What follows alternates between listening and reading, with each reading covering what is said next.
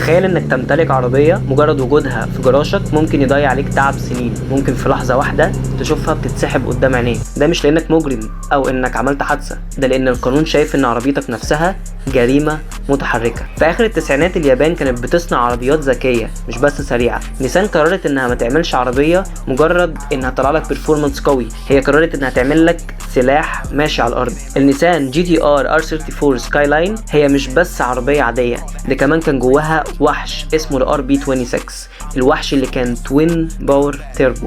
موتور اتصنع مش عشان يرضي القوانين، اتصنع علشان يستحمل التعذيب. رسميا كانوا قايلين ان العربية دي بتطلع 276 هورس باور، لكن الحقيقة انه كان اعلى من كده بكتير. ومع اول تعديل العربية كانت بتكسر ال 600 وال 700 وال 900 حصان، وفي ناس كانت بتعدي بيها ال 1000 حصان. لما دخلت السباقات بدأت تعمل اللي ما كانش ينفع انه يحصل. عربية ياباني سعرها معقول تهزم عربيات اوروبية اغلى منها ب5 اضعاف، تهزم عربيات من بورشه، تهزم وحوش كانت فاكرة نفسها ملوك. وهنا بدأت المشكلة الحقيقية اللي بجد، مش بس في السرعة لكن كمان كان في الإحراج اللي عملته الار 34. أمريكا بصت للعربية وقالت لا اختبارات معتمدة ولا انبعاثات مطابقة ولا معايير أمان خاصة بينا. يعني باختصار كده العربية دي خارج المنظومة بتاعتنا بالكامل، والقرار نزل مرعب. أي ار 34 تدخل أمريكا تتسحب فورا. ناس حاولت تدخلها تهريب، ناس دفعت عشرات الآلاف، وفي النهاية العربية تتسحب وصاحبها يقف عاجز قدام حلمه وهو بيضيع. في حالات ناس اتحولت من هواة العربيات لمتهمين رسميا بسبب الار 34. كل ما القانون شد عليها اكتر كل ما العالم اتجنن بيها اكتر.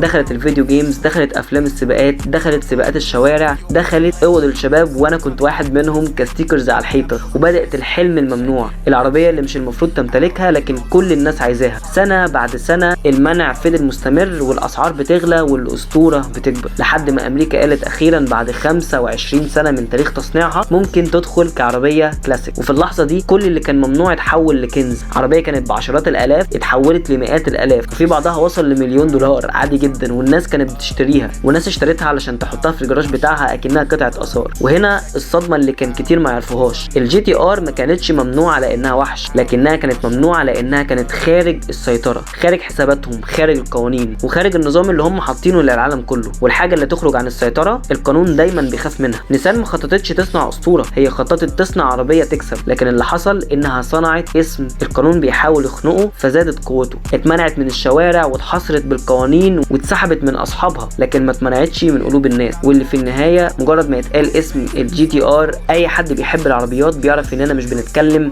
عن مجرد عربيه، احنا بنتكلم عن عربيه اتولدت خارج السيطره فاتمنعت فتحولت لاسطوره.